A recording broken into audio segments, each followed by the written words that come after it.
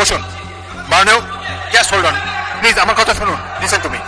ইতিহাসের সব থেকে ভয়ানক কাণ্ড ঘটল আর সংসদ অধিবেশনে। সংসদে জামাত বিএনপি ভয়ানক মারামারি। স্বরাষ্ট্রমন্ত্রী সালাউদ্দিন আহমেদকে কুলাঙ্গার আখ্যা দিলেন জামাত এনসিপি নেতা কর্মীরা। রণক্ষেত্রে উত্তল সংসদ এলাকায় ঘটতে যাচ্ছে আরো ভয়ানক কিছু। স্বরাষ্ট্রমন্ত্রী খাইছে ধরা, একেবারে এমন ধরা খেয়েছে, নরম মানুষ যদি একবার রেগে যায় রে ভাই, তাহলে তার অবস্থা কি হয়। এবার ডিম ছোড়া দেখা মিলল সংসদে। প্রধানমন্ত্রীকে লক্ষ্য করে ডিম ছুড়লেন বিরোধী দলের এক সংসদ সদস্য। এর ফলে হট্টগোল সৃষ্টি হওয়ার পাশাপাশি সংসদের কার্যক্রম স্থগিত হয়ে যায়। ডিম ছোড়া সেই ভিডিওটি এরই মধ্যে ছড়িয়ে পড়েছে সামাজিক মাধ্যমে। সংসদে এমন কাণ্ড ঘটতে পারে, বাংলাদেশের মানুষ কিন্তু চিন্তা গবেষণাও করতে পারে, নিজের সংসদের ভিতরে এত বড় হট্টগোল হতে পারে। দর্শক, এবার রেগে গিয়ে সংসদের স্পিকার মেজর হাফিজ উদ্দিন আহমেদ তিনি কয়েকজন সদস্যকে বহিষ্কার করার পর্যন্ত হুঁশিয়ারি দিয়েছে। দর্শক, এবার এই একজন মানুষের জন্য পুরো সংসদ কলঙ্কিত না করতে চেয়ে তিনি সংসদ থেকে তাকে বের করে দেওয়ার সিদ্ধান্ত নিয়েছেন। সংসদে তুচ্ছ তাচ্ছিল্য করে সংসদ সদস্যদেরকে, বিরোধী দলকে কথা বলা সালাউদ্দিনের একটা রোগে পরিণত হয়েছে। আজকে জামাতের আমির বিরোধী দলীয় নেতা খেতে গিয়েছেন সংসদে। জাতীয় সংসদ থেকে স্বরাষ্ট্রমন্ত্রীর পাটনামের ফলে সংসদে যে উত্তপ্ত পরিবেশ তৈরি হয়েছে, আমির জামাত ইনস্ট্যান্ট যে ডিসিশন নিয়েছেন এটা ইতিহাসে অবিস্মরণীয় হয়ে থাকবে। জামাত বিএনপিকে কার্যত ফাঁসি দিল এবং নিজেদেরকে সেফ জোনে নিয়ে গেল। খাইছে ধরা, একেবারে এমন ধরা খেয়েছে, ধরা খেয়ে আর তার কথা বলার মতো কোনো পরিস্থিতি ছিল না। কে ধরা খেয়েছে, কোথায় ধরা খেয়েছে, কিভাবে ধরা খেলেন, এই বিষয়টি আমি আপনাদের ভিডিও সহ দেখাবো। তার আগে একটা প্রশ্ন আপনাদের কাছে করতে চাই, আপনারা কি কখনো জামাতের আমিরকে রেগে যেতে দেখেছেন? নরম মানুষ যদি একবার রেগে যায় রে ভাই, তাহলে তার অবস্থা কি হয়, সেই অবস্থার একটা ভিডিও ক্লিপ আমি আপনাদেরকে দেখাই, তারপরে এই বিষয়ে একটু বিস্তারিত আলাপ করব। সম্মানিত সংসদ সদস্য এবং স্বরাষ্ট্রমন্ত্রীর প্রতি সম্মান রেখে বলতে চাই, আজকে নতুন করে তিনি এই শব্দগুলো উচ্চারণ করেন নাই। সংসদ অধিবেশন যেদিন থেকে বসা শুরু হয়েছে সেদিন থেকেই তিনি তুচ্ছ তাচ্ছিল্য করে সবাইকে, উনি নিজেকে কি মনে করেন আমি বুঝতে পারি না। এমনকি তিনি সেই দুঃসাহস সেখানে দাঁড়িয়ে তিনি দেখিয়েছেন, তিনি বলেছেন যে এই সংসদে তিনি শিক্ষকের ভূমিকা পালন করবেন। আমরা তো ছাত্র হওয়ার জন্য এখানে আসি নাই মাননীয়। তাহলে জামাত আমির সংসদে দাঁড়িয়ে যে ওয়াশটা করলেন, বাংলা ওয়াশ যেটাকে বলে, ওই যে কসকো সাবান দিয়ে, কসকো সাবান ছিলেন তো মনে আছে? আগে কিন্তু কসকো সাবান আর হাবিব সাবান, এই দুইটা সাবান ছাড়া লাশের গোসল সম্পূর্ণ হতো না। মৃত মানুষ মানেই হাবিব সাবান অথবা কসকো সাবান, এই দুইটা সাবানের সমন্বয়ে চমৎকার করে তাকে ধুয়ে দিয়েছেন এবং তিনি যে অন ফায়ার হয়ে গেছেন। তিনি বলেছেন, আমরা কি এখানে তার ছাত্র? আমরা এখানে কেউ তার ছাত্র নই, তার কাছে শেখার কোনো ইচ্ছা আমাদের নাই। তার যদি শিক্ষক হবার এতই শখ থাকে তাহলে তিনি একটা ইউনিভার্সিটি খুলুক, ইউনিভার্সিটি খুলে সেখানে লেকচার দিক, তার কাছে যে পারে শেষে যে শিক্ষা নিক, শেষে পড়ুক। এরপরে তো আপনারা দেখেছেন চরম হট্টগোল। তিনি যখন কথা বলতে গেছেন তিনি অবশ্য পরে বলছে ঠিক আছে আমি আমার কথা উল্টো করলাম, কিন্তু আসলে আপনার অপোজিটে যারা দাঁড়িয়ে আছে, যারা বসে আছে, এই যে আমি আপনাদের সাথে কথা বলছি, আমি যদি ভাবি যে আমি সর্বজান্তা আর আমার সামনে যারা আপনারা আমার ভাই বোনেরা বসে আছে শুনছে আমাকে, তারা কিচ্ছু জানে না, তাহলে এর চেয়ে বোকামি আর কিছু হতে পারে? স্বরাষ্ট্রমন্ত্রী এইটা ভাবেন না। তিনি যখন কোটি কোটি মানুষের, তিনি একটা কথা বলা মানে তো কোটি কোটি মানুষের কাছে ওই বক্তব্য চলে যাওয়া, এই বাণী পৌঁছে যাওয়া, কিন্তু তিনি প্রত্যেককেই এইভাবে তুচ্ছ তাচ্ছিল্য করেন এবং হেয় জ্ঞান করেন, মনে করেন তিনি শিক্ষক, বাকি সবাই ছাত্র। সংসদে দাঁড়িয়ে জামাত আমির দীর্ঘদিন হজম করতে করতে, ইতিপূর্বে যেহেতু অনেকবার করেছেন, আজ তিনি অন ফায়ার হয়ে গেছেন। তিনি আর এটি নিতে পারেন নাই, এমনভাবে ক্ষিপ্ত হয়েছেন। এবং স্বরাষ্ট্রমন্ত্রী তিনি কিন্তু জামাত আমিরের মুখের দিকে চেয়েছিলেন যে তিনি কি বলেন, এই মানুষ এইভাবে বলতে পারে, এই মানুষ এরকম ওয়াশ করতে পারে কসকো সাবান আর হাবিব সাবান দিয়ে, ওয়াশ করে দিলেন।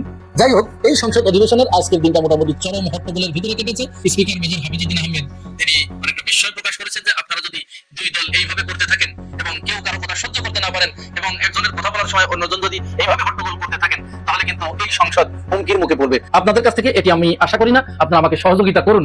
অবশ্যই সংসদের মেজাজটা এটি ধরে রাখা দরকার। এই হট্টগোলের ভিতরেও পররাষ্ট্রমন্ত্রী খলিলুর রহমান তিনি আরেকটি চমৎকার কথা বলেছেন। তার এই কথা শোনার পরে বাংলাদেশের 16 কোটি মানুষ, আমি 2 কোটি কিন্তু বাদ দিই সবসময় আওয়ামী লীগের জন্য, কারণ আওয়ামী লীগ ওরা ভারতের মানুষ, তো এই 16 কোটি মানুষের কলিজা বরফের মতো শীতল হয়ে গেছে। এই না হয় বাংলাদেশ, তিনি বাংলাদেশের নাগরিকের মতো, বাংলাদেশিদের মতো কথা বলেছেন। কি বলেছেন শুনুন তার কথাটা। আর কখনো বাংলাদেশ কারো কাছে মাথা নত করবে না। আমরা নত জানু পররাষ্ট্রনীতির খবর রচনা করেছি। 15 বছর ধরে যে দুঃশাসন চলেছে তাতে আমাদের পররাষ্ট্রনীতি আমাদের হাতে ছিল না। প্রিয় ভাই বোনেরা, এই পুরো বিষয়টা শোনার পরে আপনাদের কাছে কি মনে হয়েছে? আপনার মূল্যবান মতামতটি জানিয়ে যাবেন মন্তব্যের ঘরে। জাতীয় সংসদ থেকে জামাত ইসলামী জোট ওয়াকআউট করেছে। এই ওয়াকআউট গতানুগতিক কোনো ওয়াকআউট নয়। সংসদের প্রধান বিরোধী দলীয় নেতা আমিরে জামাত ডাক্তার শফিকুর রহমানের ইনস্ট্যান্ট ডিসিশনে এই ওয়াকআউট করা হয়েছে। ত্রয়োদশ জাতীয় সংসদের তৃতীয় অধিবেশনের প্রথম দিনে স্বরাষ্ট্রমন্ত্রীর পাকনামির ফলে সংসদে যে উত্তপ্ত পরিবেশ তৈরি হয়েছে, এই ওয়াকআউটের সাথে মূলত তার সম্পর্ক নেই। আমি মনে করি আমির জামাত ইনস্ট্যান্ট যে ডিসিশন নিয়েছেন এটা ইতিহাসে অবিস্মরণীয় হয়ে থাকবে। ভবিষ্যতে এটা নিয়ে স্টাডি হবে। জামাত বিএনপিকে কার্যত ফাঁসি দিল এবং নিজেদেরকে সেফ জোনে নিয়ে গেল।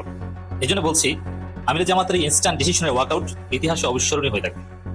কারণ সংসদে বিরোধী দলকে কটাক্ষ, কটূক্তি, সময় না দেওয়া, মাইক বন্ধ করে দেওয়া, এরকম নানান কারণে ওয়াকআউট হয়ে থাকে, অতীতে হয়েছে। এটা এরকম কোনো ওয়াকআউট না, এটা জুলাই চেতনার সাথে সম্পর্কিত একটা ওয়াকআউট। দেখেন, এখানে বিএনপির শাসন আমলে গত 6.5 মাসের শাসন আমলের অন্যতম বড় শয়তানি, বাটপারি, প্রতারণা জুলাই সনদের সাথে যেটা করা হয়েছে। যেমন প্রফেসর ইউনূসের আমলে নানান অধ্যাদেশ এটা সংসদে রেটিফাই করার কথা ছিল। তার মধ্যে প্রফেসর ইউনূসের আমলের সবচেয়ে ভালো কর্ম যেটা মানবাধিকার বিল, মানবাধিকার কমিশন বিল এবং গুম অধ্যাদেশ, এই ভালো দুইটা কাজ, ভালো দুইটা আইন যেটা দেশি বিদেশি সমস্ত স্টেক হোল্ডার্সদের সাথে নিয়ে বিএনপি, জামাত, এনসিপি সবার সাথে আলোচনা করে এই আইন দুইটা করেছিল ইউনূস সরকার। কিন্তু বিএনপি আইন দুইটা গ্রহণ করে বাতিল করে দিয়েছে।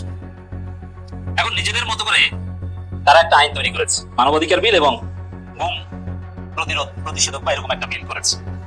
যেই বিল দুইটা ইউনূসের আমলের সেই পাশকৃত অধ্যাদেশের সাথে তেমন মিল নেই এবং যথেষ্ট পার্থক্য রয়েছে। এবং এই আইনের দুর্বলতা নিয়ে আমরা আগেও কথা বলেছি, যে খসড়া আমরা দেখেছি সেটার উপর ভিত্তি করে বলছি। যেমন যে বাহিনী বা যে সংস্থা গুম করবে তারাই তদন্ত করবে, এর মানে আসলে গুম প্রতিরোধ আর হচ্ছে না। সরকার চাইলেই গুম করতে পারবে, আর বাহিনী তো গুম করে, এরকম তদন্ত তো হাসিনার আমলেও ছিল। কারণ যারা গুম করে তারাই যদি তদন্ত করে তাদের বিরুদ্ধে, এটা কখনো আলোর মুখ ধরবে, মানে গুম প্রতিরোধ আর সম্ভব হলো না। মানে বিএনপি যে বিতর্কিত মানবাধিকার কমিশন বিল এবং গুম প্রতিরোধ আইন করেছে, বিল করেছে, এতে মানবাধিকারও রক্ষা হবে না এবং গুমও প্রতিরোধ হবে না। এটা জামাত জানে, এটা আমাদের বিশ্লেষণ এবং বিশেষজ্ঞরা এটাই মত দিয়েছে। এখন সেই বিতর্কিত আইন, ইউনূসের আমলের ভালো আইন, সর্বসম্মত আইন বাদ দিয়ে, বিএনপি জামাতের ইত্তেফাকের আইন বাদ দিয়ে এখন বিএনপি সরকার একপাক্ষিকভাবে বিতর্কিত ফাঁকযুক্ত আইন পাশ করতে যাচ্ছে। জামাতে বিতর্কিত বিলে অংশগ্রহণ করেনি, বরং এই আইন বিল সবকিছু জুলাই সনদের আলোকে করার কথা, তাও করেনি, আবার বিল করছে, তাও বিতর্কিত। এখন অতীতে আবার গুম ফিরে আসতে পারে, মানবাধিকার লঙ্ঘন হতে পারে। তখন যদি আজকে জামাত জোট ওয়াকআউট না করতো, তখন বিএনপি বলতো এই যে আইন করা হয়েছে, এই আইনে তো আপনাদের উপস্থিতিতেই পাশ হয়েছে, অতএব আপনারা এখন এই আইনের বিরোধিতা কেন করেন, এই আইনের সমালোচনা কেন করেন? কারণ এই আইনের সমালোচনা করতে হবে নিশ্চিত। এই আইন জনগণের মুক্তি দিতে পারবে না, লক্ষ্য উদ্দেশ্য বাস্তবায়িত হবে না, যার ফলে বিরোধী দলকে মাস্ট এই আইনের সমালোচনা করতে হবে। যেমনটা সেই শেখ হাসিনার আইসিটি আইনের বিরোধিতা আমরা করেছিলাম। আইসিটি আইনে মামলা দিয়ে সবাইকে ভোগাতো, বিরোধী দল সেই আইনের বিরোধিতা করেছিল। এখন আবার এই মানবাধিকার কমিশন আইন বিল এবং গুম প্রতিরোধ বিল, এর বিরোধিতা করতে হবে, কারণ এগুলো কার্যকর, বাস্তবসম্মত এবং যথাযথ কোনো আইন নয়। এই আইন বিএনপি কেন বিতর্কিত আইন করেছে? বিএনপি কি বুঝে না? ইউনূসের আমল থেকে শিখে নাই? শিখেছে। এর কারণ হচ্ছে বিএনপি, ডিজিএফআই সহ বিভিন্ন সংস্থার কাছে ধরা, তারা বিএনপি সরকারকে চাপ দিয়ে বলেছে যে আরে গুম তো আমরাই করি, আমরা আবার আমাদের বিরুদ্ধে তদন্ত করবো, এই সিস্টেমই রাখেন। তো ডিজিএফআই চাপ দিয়ে বিএনপিকে এই বিতর্কিত আইন করতে বাধ্য করেছে বলে শিশির মনিরও ইঙ্গিত করেছিলেন একটা ফেসবুক পোস্টে বেশ কয়েক মাস আগে, যখন বিএনপি এই আইনটা বাতিল করলো, তখন এই ইউনূসের আমলে গুম অধ্যাদেশ বাতিল করলো। এই জন্য জামাত জোট এই বিতর্কিত আইন বা বিতর্কিত বিল উত্থাপনে অংশগ্রহণ না করে ওয়াকআউট করেছে, এটা জামাতের যুগান্তকারী সিদ্ধান্ত। ভবিষ্যতে জামাতও বলতে পারবে যে তোমাদের এই বিতর্কিত আইনে আমরা অংশগ্রহণ করিনি, আমরা ওয়াকআউট করেছিলাম। যখন নতুন আরেকটা বিপ্লবের মাধ্যমে তখনকার প্রজন্ম এটা বিশ্লেষণ করবে যে জুলাই বিপ্লবের একটা বিরাট অংশ ব্যর্থ হয়েছিল, কিছু কিছু অত্যন্ত অবশ্যই আছে, কিন্তু গুম প্রতিরোধ হয়নি এবং মানবাধিকার নিশ্চয়তা আমরা পাইনি জুলাই বিপ্লব হওয়া সত্ত্বেও। এটা কি জন্য পাইনি? বিএনপির ব্যর্থতার কারণে। কারণ বিএনপি যথাযথ আইন বাদ দিয়ে হুজুম বাজুম আইন করেছিল, কিন্তু তৎকালীন বিরোধী দল জামাত, এনসিপি কিন্তু সেখান থেকে ওয়াকআউট করেছিল। এইসব দৃষ্টিভঙ্গিতে আমি বলছি যে এই ওয়াকআউট এটা অবিস্মরণীয় হয়ে থাকবে। যথাযথ সিদ্ধান্ত নিয়েছেন আমির জামাত, সুদূর প্রসারী সিদ্ধান্ত নিয়েছেন, অনেক বছর দৃষ্টি, অনেক বছর সামনে নিয়ে তারপরে সিদ্ধান্ত নিয়েছে।